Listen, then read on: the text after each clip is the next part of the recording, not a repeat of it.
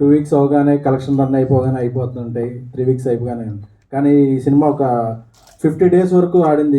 ఈ రోజుల్లో ఒక 50 డేస్ ఆడటం అనేది ఒక చిన్న సినిమా, అది జెన్యున్గా థియేటర్లో అనేది చాలా పెద్ద విషయం. 50 డేస్ వరకు ఆ కిక్ ఇచ్చింది. ఆ తర్వాత ఓటీటీలో వచ్చాక కూడా చాలా మంచి రెస్పాన్స్ వచ్చి రోజు మెసేజ్లు వస్తుండేవి. ఆ తర్వాత అవార్డ్స్ రావడం మొదలుపెట్టింది. బెంగళూరులో ఇన్నోవేటివ్ అవార్డ్స్, గామా అవార్డ్స్, మా రాజేష్కి దుబాయ్లో ఇలాగ ఎన్నో awards.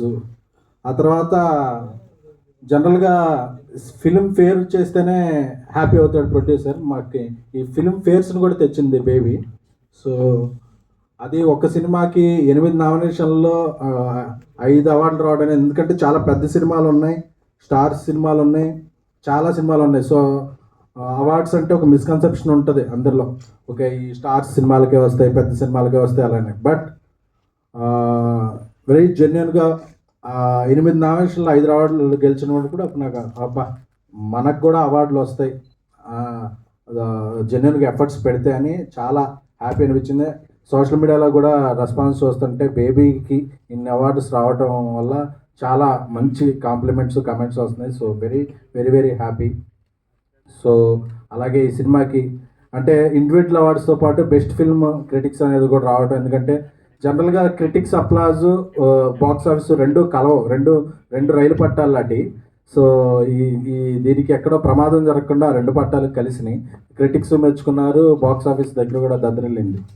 So I'm very very happy. Baby best team critics award రావడం అనేది వెరీ వెరీ హ్యాపీ. సో ఇంకా ఈ సినిమా అలాగే హిందీలో చేయబోతున్నాం. అంటే ఈ సినిమాకి ఇంకా మా జర్నీ పూర్తవలేదు, అలా సాగుతుంది. అంటే ఒక గొప్ప సినిమా మనం మనసు పెట్టి మన ఎఫర్ట్స్ అన్నీ పెట్టి తీస్తే దానికి రిజల్ట్ అనేది వెంటనే ఎండ్ అయిపోదు, అది అలా ఎక్స్టెండ్ అవుద్ది అనే ఒక గొప్ప నిదర్శనం వచ్చి బేబీ. ఈ బేబీకి నాకు మెయిన్ ఈ విజయానికి అయితే ఏంటి, దీనికి ఏంటి రూట్ మ్యాప్ అది ఇచ్చింది మా కాంపాస్ అయితే మా డైరెక్టర్ సాయి రాజేష్ గారు. అంటే ఇందాక అన్నమన్నారు సభ ముందు గారు అన్నాను. సో లేకపోతే మా ఇద్దరి గారెలతో బూరెలతో ఉండే స్నేహమే తప్ప గారెలతో ఉండే స్నేహం కాదు. 20 years నుంచి మీ ఇద్దరం మంచి స్నేహితులం.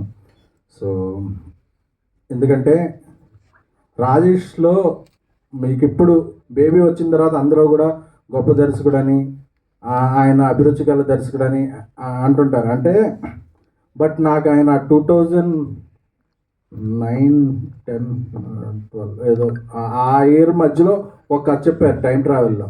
అప్పుడు చెప్పగానే అనుకున్నా, అంతకుముందు మా ఇద్దరి మధ్య ఒక మంచి స్నేహం ఉండేది. బట్ నేను తన దర్శకుడిగా, నేను ప్రొడ్యూసర్గా జర్నీ చేయాలనుకున్నప్పుడు ఒక కథ చెప్పినప్పుడు నేను అది చాలామంది హీరోలకు కూడా చెప్పిస్తే ఆయన కొత్త వ్యక్తి కదా, ఇంత స్పాన్ సినిమా తీస్తారా లేదా అనుకున్నారు. బట్ ఆయనలో స్పాన్ అప్పుడే నాకు అర్థమైంది. అప్పటి నుంచి మా ఇద్దరి మధ్య ప్రొఫెషనల్ రిలేషన్ కూడా మొదలైంది. సో ఆయన ఒక స్పూఫ్ సినిమా తీసిన ఎంతో కంటెంట్, ఎంతో నేర్పరితనం ఉంటే తప్ప ఒక స్పూఫ్ సినిమా తీయలేరు.